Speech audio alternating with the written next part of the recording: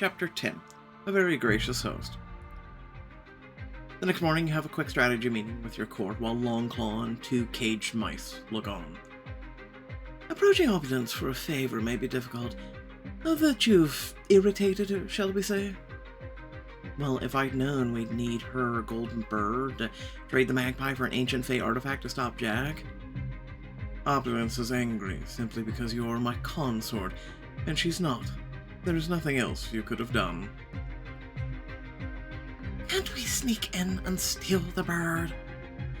Unfortunately, her hundreds of acres of orchard are shielded from thieves with both magic and high stone walls.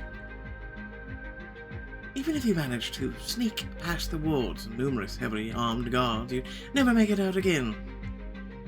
As I see it, we have two options. Either we grovel at Opulence's feet or impress her so thoroughly that she gives us whatever we desire. I don't love those options. How could we possibly impress her? Opulence already has an estate to rival the Sun Palace and reigns at the top of the Fey High Society. What she does not have is close ties to royalty. You are close to me, so it would be wise for her to attempt to be close to you. Ella is the one Opulence has the least respect for. If we are to obtain the bird, we must find a way to reverse that. What if we make it a social call? Pretend we want to do business, flatter Opulence with our attention, and convince her to gift us the bird. You think you're the first to attempt a ploy? Opulence will see right through you. Well, if you don't plan on helping, then be quiet. I am helping. I don't want the realm to fall to that half-breed any more than you do. Much as Radiance's words make your skin prickle with anger, you can't deny there is some truth to them. Alright, but how do I earn her respect? She hates me. There are many approaches one could take. What matters most is that you be consistent in your approach. Opulence was born and raised at the bargaining table and will pounce upon any sign of weakness or uncertainty. So I shall appeal to her business sense, use vanity and pride against her, flirt with her. Flirting might actually work, but use her vanity and pride against her, appeal to her business sense. Pride and vanity. You and I, Kieran, must act entirely unimpressed, make her desperate to find a way to show her superiority over me and win your favor. She will expect to easily overshadow an immortal. Her pride will demand she up the ante. A dangerous ploy, but it may actually work. We must give you every advantage we can. In one elegant movement, Oleander gathers a sunbeam from the air, transforming it into an iridescent fabric that wraps you in a luxurious softness. Leaves and flower petals just shake free from your ceiling, changing to drops of watercolor as they strike the garment. And finally, of course, as is all the rage, apparently, you feel a soft heat drip down your shoulders, liquid gold swirling in verdant bloom of flowers. Okay. This is precisely Opulence's style, but grandier, fit for royalty. So it'll make her jealous. Exceedingly, she will be ravenous for a way to impress Kieran and perhaps even court your favor the moment she sees you. What do you think, my prince? Kieran's eyes light up with a sly, pleased smile as you turn about, showing off your ensemble from every angle. I think you outshine the stars themselves. You'll certainly outshine Opulence. Diamond choice. Oleander fusses a bit over the details, ensuring everything is perfect, then steps away from you.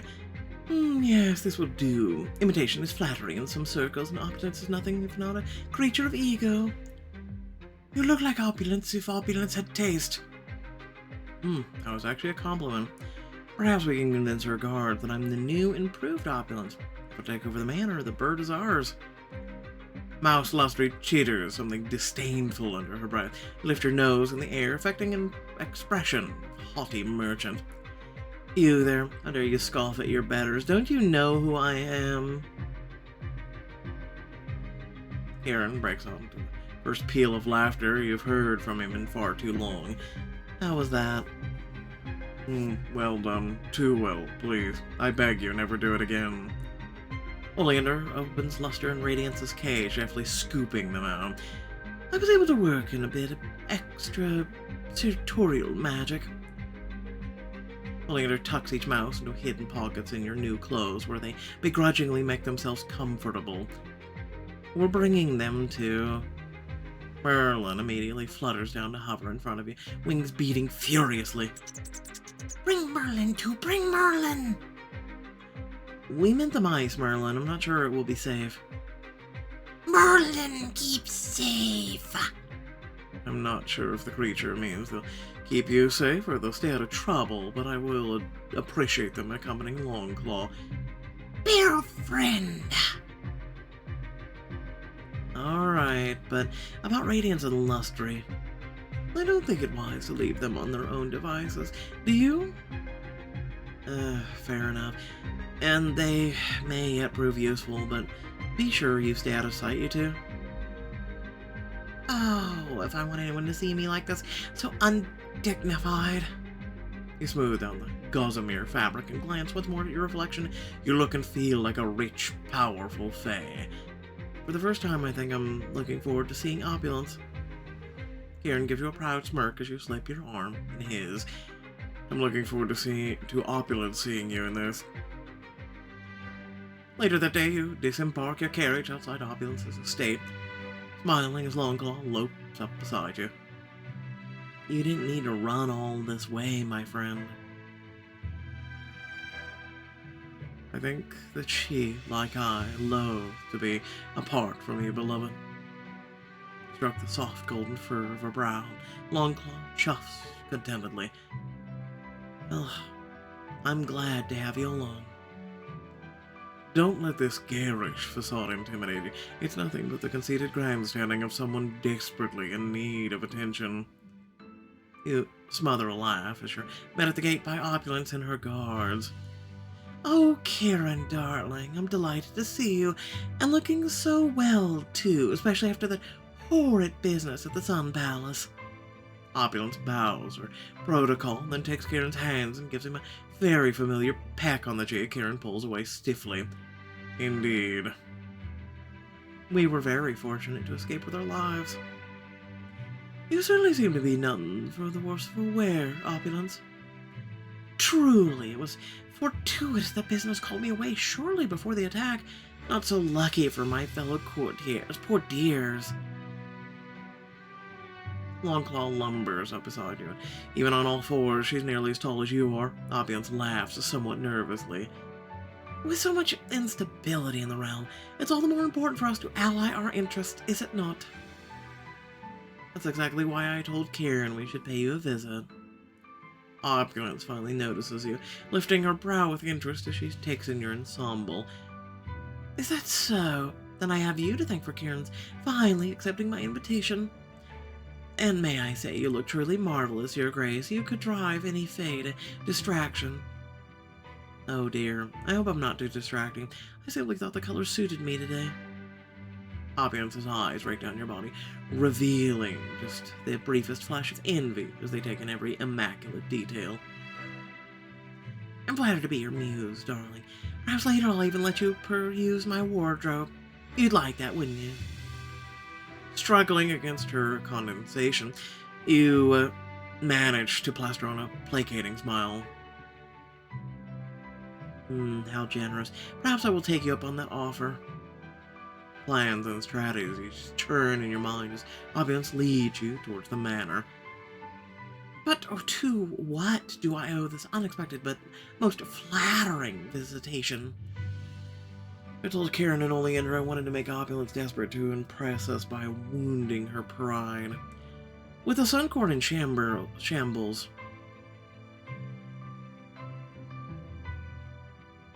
there's really no one to visit. Oh? You sigh and shrug, the epitome of bored noble. All of our usual entertainment options have failed, so here we are. His smile is thinly veiled with animosity and sarcasm. Well, I assure you, my dear, you've come to the right place. I dare you to find a place more filled with wonders than my estate. I certainly hope so. Excuse me, Your Highness, but we cannot allow this beast past the doors. She is no beast, that is the Sun Queen. Longclaw was cursed during the attack on the Sun Palace, but she's not a danger to anyone. Oh, it's a horrid misfortune to be sure, but seeing as she is not the ruler of all Fae currently, I'm afraid I must ask her to remain outside. Opulence. Longclaw sniffs the air, and you can tell she's assessing the situation, Seeking any potential threats to her family. I humbly beg your pardon, Your Highness, but I employ many mortal servants who can be jumpy around such creatures. Kieran scowls, obviously seething, and you speak quickly before he does.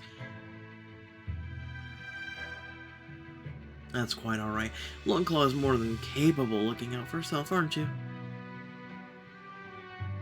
Appearing satisfied, Longclaw touches her nose to the back of your hand and then turns and ambles off along the wall of the estate. Oh, Longclaw. Suddenly, Merlin flutters out of your sleeve to rest on Longclaw's back, wings splayed like a fuzzy purple blanket over her golden shoulders. Merlin, protect. Stressful as the situation is, you can't help but smile as you watch them depart. At least she's not alone. There now. See, no harm done. Come along now. I'm gonna toss her off the nearest cliff. You saw the tea garden last you were here, Ella, but this is only a small part of the grounds. I've heard you're quite the traveler. I'd love to hear how our treasures measure up. I'm sure both of our collections have their charm. Kieran, darling, I know you're familiar, but I'd love to introduce your new consort to the finest spell ingredients in the kingdom. She winks at you. The House of Plenty grows so much more than Fae fruit.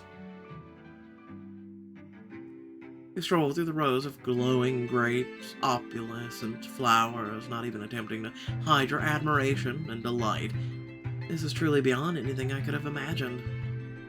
Oh, isn't it, though? It's quite a sight, especially for a mortal. I confess I'm rather proud. Sunlight splinters into the rainbows as bees, seemingly made of brown glass, merely twinkle and chime as they flit amongst the flowers. But even most Fae will never have the pleasure of seeing so varied a collection of magical flora. Oh, do be careful. Those are quite delicate.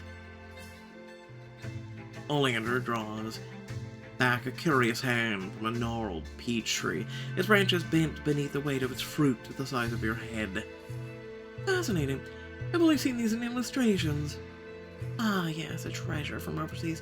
Properly enchanted, the pit of these fruits can grow into a healthy child. Okay. You pass under a trellis and into a grove where bright green apples hang temptingly just within reach. Just be sure not to pick any of those apples, Ella dear. I know they look beautiful, but they can be quite poisonous to mortals. I didn't notice them. You cock her head as if noticing the apples for the first time. They're rather plain compared to what we grow in our gardens. You're quite certain they're magical? Kieran smirks arrogantly, sliding an arm around your waist. My Ella has grown accustomed to the finer things. Of course.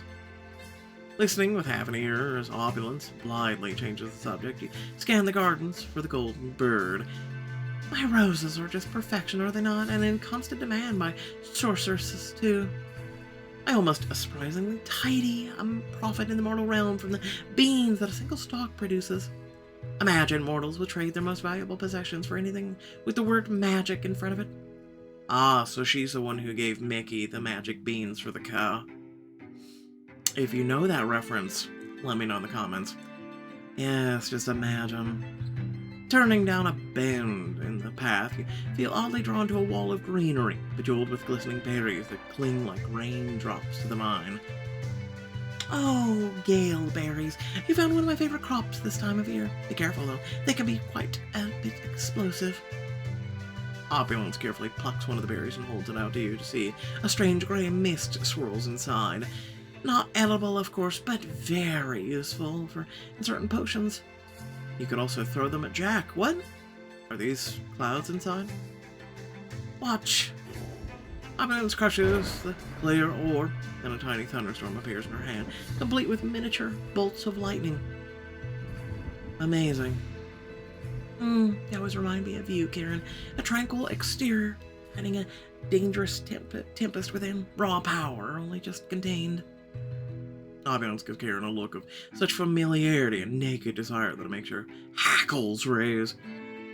You presume to know me quite well, Opulence. Oh, not.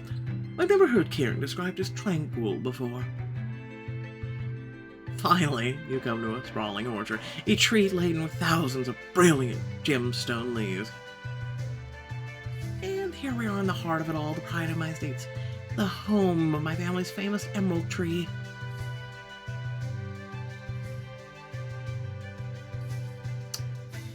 Nice, I suppose. Nice. For a bunch of trees, it's a bit loud, isn't it?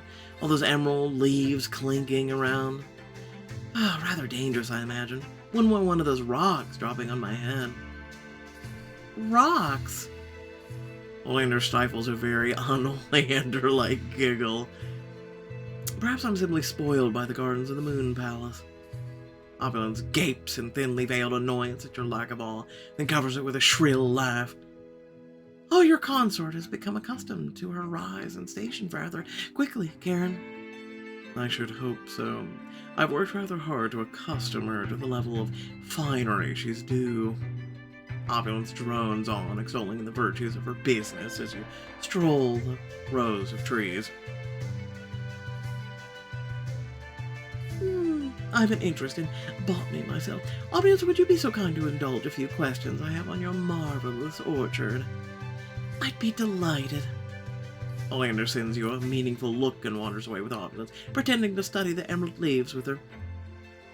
Now's our chance to find the golden bird. But, even as you and Karen cast your eyes to the boughs ahead, a trilling cry caresses your ears, sounding almost human. Hear the tale of the golden bird to learn the origins of the storm magical creature and the rare power she possesses. There was once a young princess, selfless, kind, who lived in a kingdom by the sea. She had 13 elder brothers, and she adored each and every one of them. She followed underfoot wherever they went to join their adventures and help wherever she could, wanting only to be in their presence. But her older brothers did not return her love. They called her a busybody, a nuisance, tolerating her only when she cooked their meals and tended their wounds. No matter how they abused her and mocked her, the kind-hearted princess resolutely followed her siblings from the adventure to adventure. From robber's den to bandit camp to pirate cove, the unruly princess left chaos in their wake, but their sister was always one step behind to clean up their messes as best as she could. One day, as the princess was struggling to keep up with the brothers, who always left without so much as a goodbye, she came across a rabbit crying in the road and stopped to ask what was wrong. The rabbit held out his little furry arm, broken in 4 places. A group of ruffians carelessly galloped right over me, cried the rabbit. The princess's heart broke for the small creature, and she did her best to treat the injury from the bandages she carried for her brothers. When she was finished, the rabbit thanked her and offered her a boon of her choosing in return for her selfless aid. The princess thought hard about her answer and then asked the rabbit for the power to heal others. Perhaps if I am more useful to my brothers, they would not run from me or call me a nuisance, she said. The rabbit considered for a moment. Why do you follow them when they abuse you so? Her answer was simple. Out of love. When the rabbit asked how she felt when her brothers treated others the way they treated her, for a long time the princess sat without answering. Finally, the rabbit posed one final question. Princess, what do you want from life? This answer, the princess knew. She only wanted others to heal and be happy. Perhaps it was why she so loyally followed her brothers. Even when they heard her, the rabbit let out a small huff, transformed that instant into a fay the color of sky and sea foam. He gave the princess a look of pity, told her that he would grant her request. That very moment, the princess was turned into a glittering golden bird. Your song shall cure any illness, close any wound, even soothe an ailing heart, announced the fae. but only if you sing out of pure joy. Delighted, the princess used her new wings to fly to her brother's woodland camp and found them groaning in pain, bemoaning the laziness of their sister, who was not there to aid them. The princess flew back down to them at once and opened her beak to heal them with her song, only to find she could not. It was only then she realized that even if her brothers loved her deep down, they were not good to her. They would never be good to her. At last, the princess was able to leave her brothers behind and found her heart instantly lighter for it. She took to the sky to seek her own happiness. Never again did she waste her gifts on those who did not appreciate them. For if the golden bird is not happy when she sings, her song holds no magic at all. Very wise tale.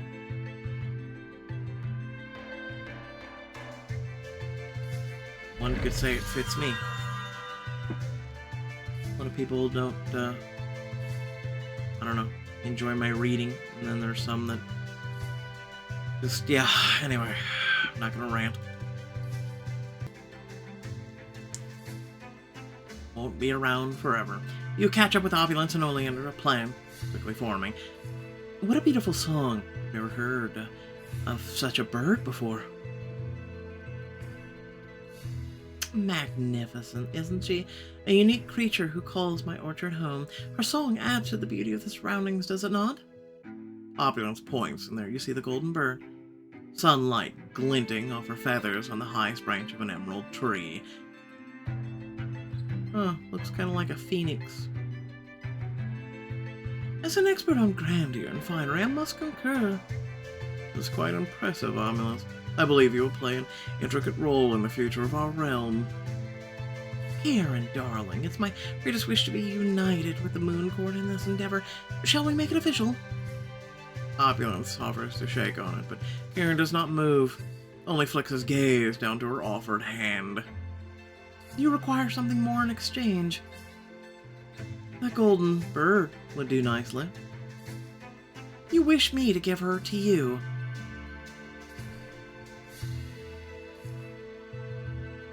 It's the only impressive thing here.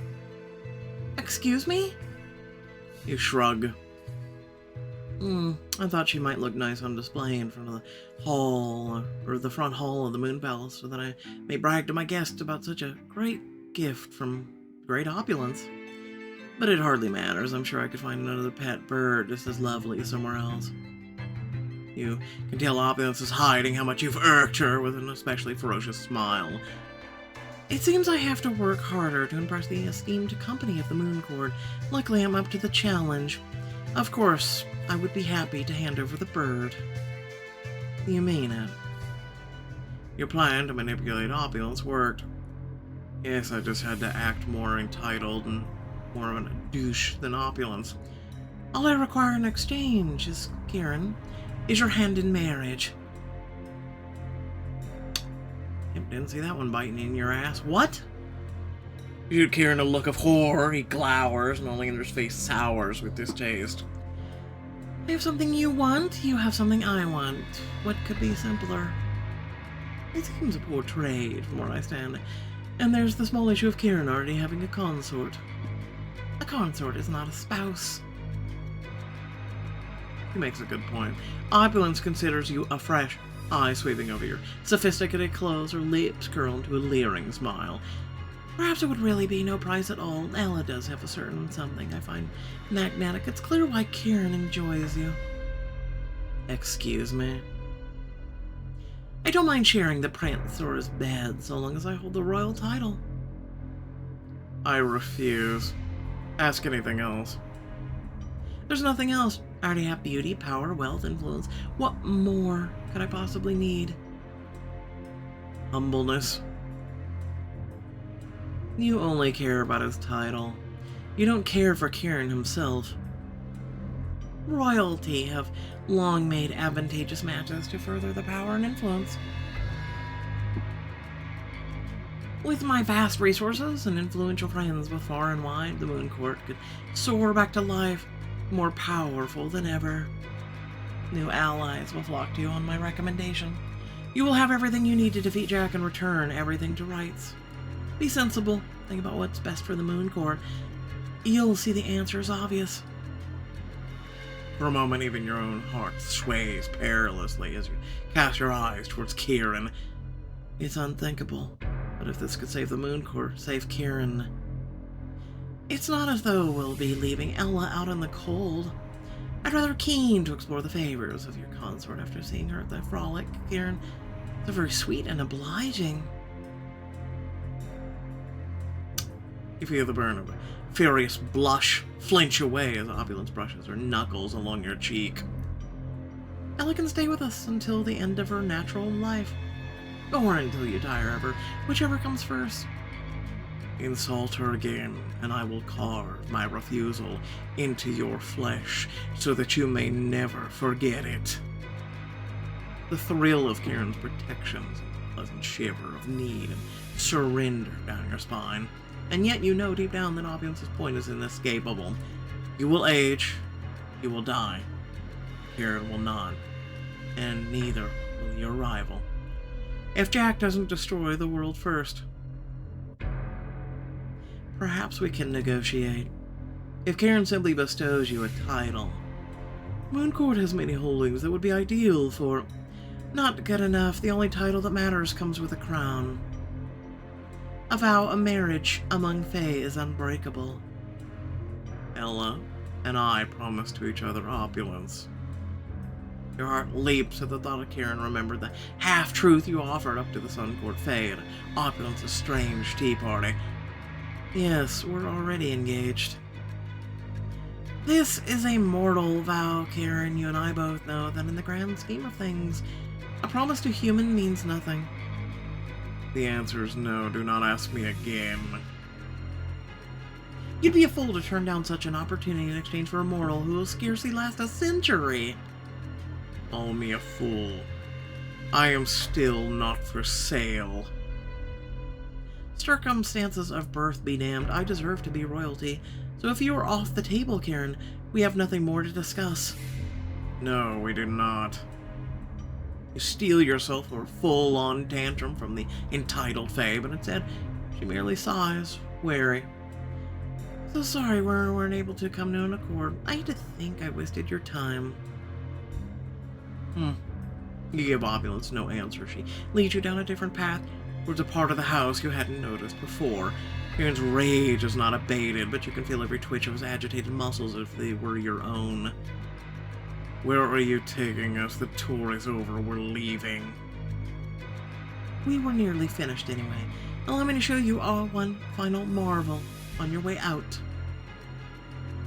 She leads you to a sweeping atrium at the back of the manor, where beautiful purple flowers grow thickly along the glass walls. Beautiful, aren't they? Quite a unique scent as well. Opulence daintily plucks a flower, holding it out so that the oddly strange aroma wafts into your nose. Kieran? Oleander? Oh no, they're probably enchanted flowers. You look dazedly down at the flower, pinched between her slender fingers, your head feeling fuzzy. Something's wrong. Why do I feel so... Light-headed, you turn to Kieran in concern, but his gaze is distant too. Opulence's voice sounds like it's coming from the depths of the earth. I don't even care to see a flower like this. I call it Night's Folly. You frown in Opulence, his teary eyes. All of a sudden, wicked gleam behind her whore strikes Oleander's expression. Oh.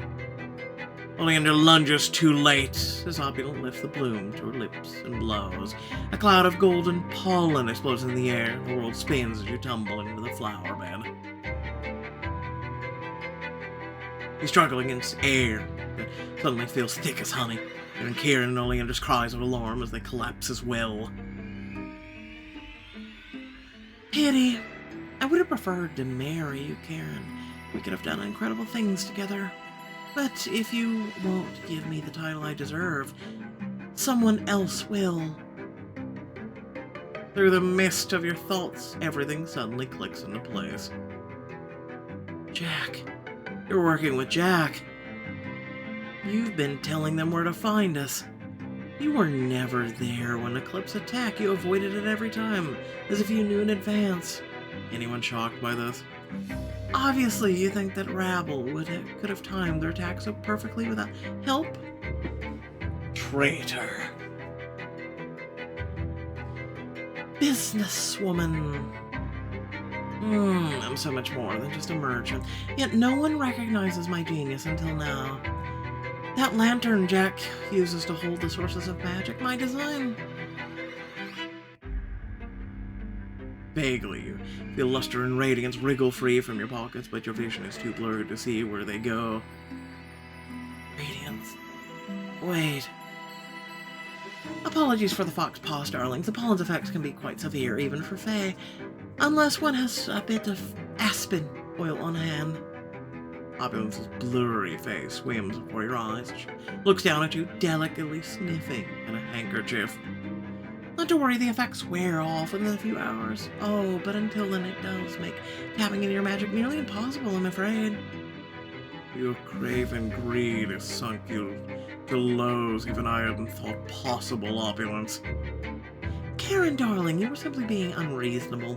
I would be a terrible businesswoman if I did not plan for every contingency. Opulence, you never intended to help us. You let us think we had a chance, but you were just toying with us. On the contrary, if dear Kieran had accepted my proposal, I would happily have turned on Jack and helped you destroy him. Once Jack has had his fun, he'll give me a title so that I can rule over what remains. Until then, he can't afford to betray me. I've been keeping his little secret safe after all. Struggle to sit up, but your arms and legs are sluggish. The world tilts precariously. Nearby, you hear Opulence ticking in, talking to one of her guards.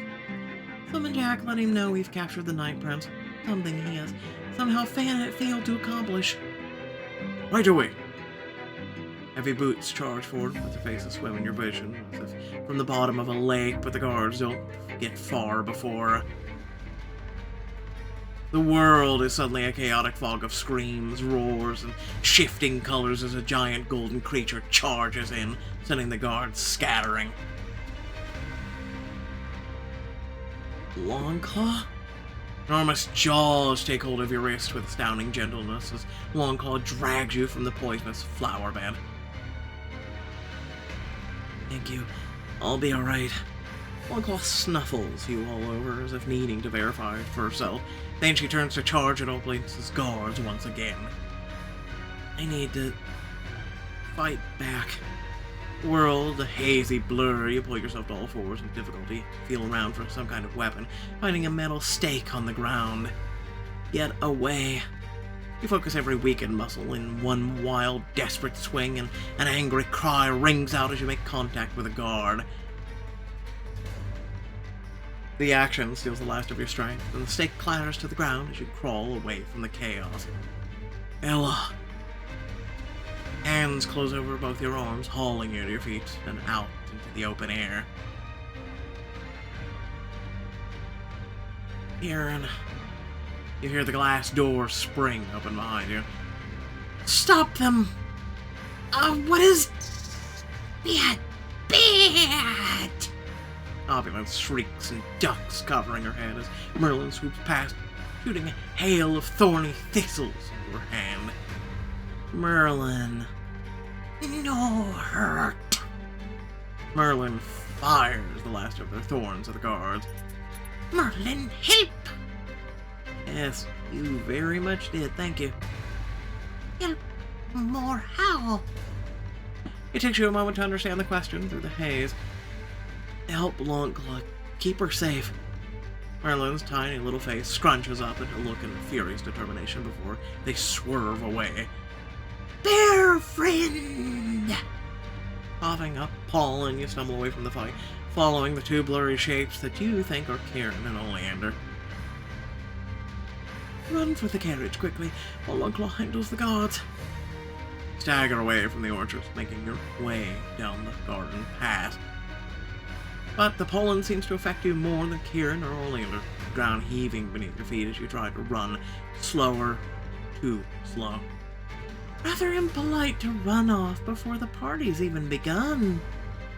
Opulence captures you in a forceful grip, and weakened as you are, you can't break free. Get your foul hands off of me. Head reeling, you cast about for some way to fight back and spot another galeberry bush, one cluster dangling just out of reach. That's it. Smash it into her face to escape the clutches, enact a bit of poetic justice, and show her what a mortal can do.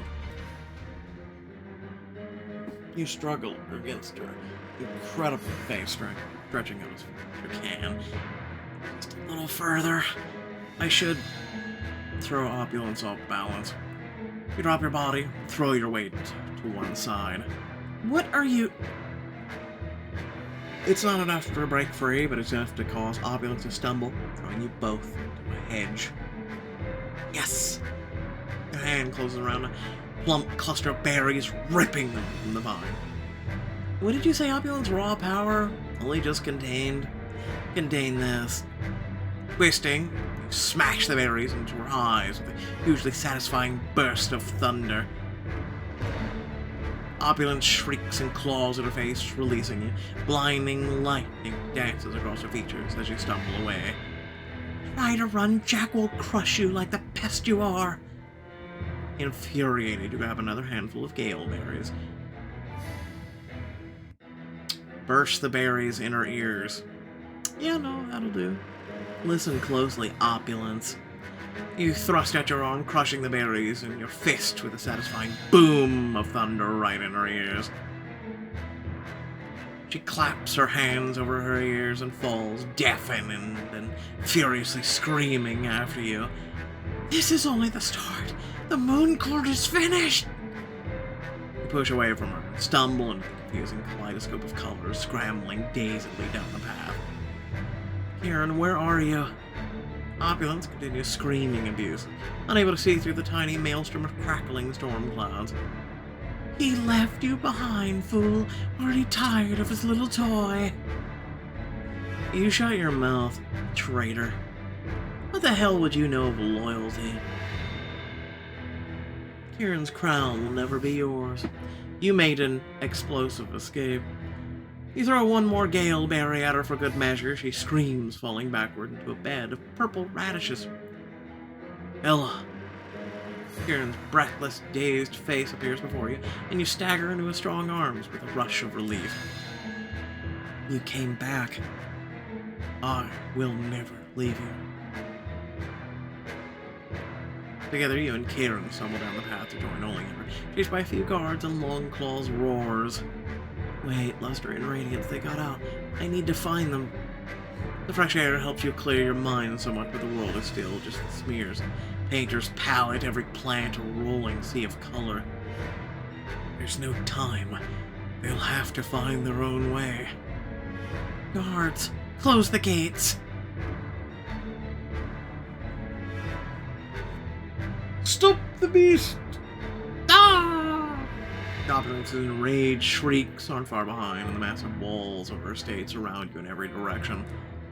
We should split up. Use the forest for cover until the poison wears off. I won't leave Ella's side.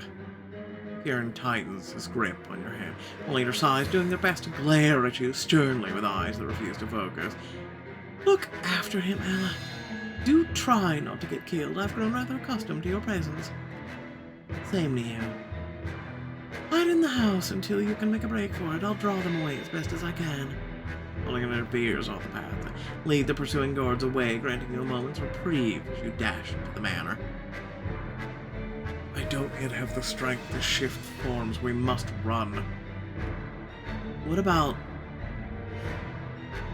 the golden bird? Now that Opulence knows we want the bird, she'll get rid of her. We'll find another way. We have to. Ella, right now the only thing I can do is get you out of here. It seems all we can do lately is run. Kieran takes your face in his hands, focusing on you as hard as he can, as if nothing else matters. Next time, they run from us. Agreed. Agreed.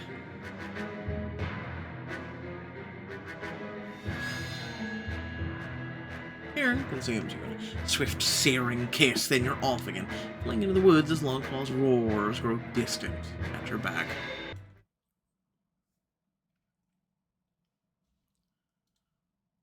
Alright, so hopefully you all did enjoy. If you did, please remember to like, share, and subscribe.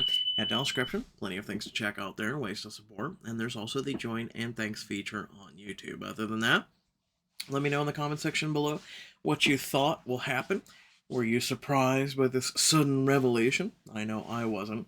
But other than that, once again, hopefully you did enjoy.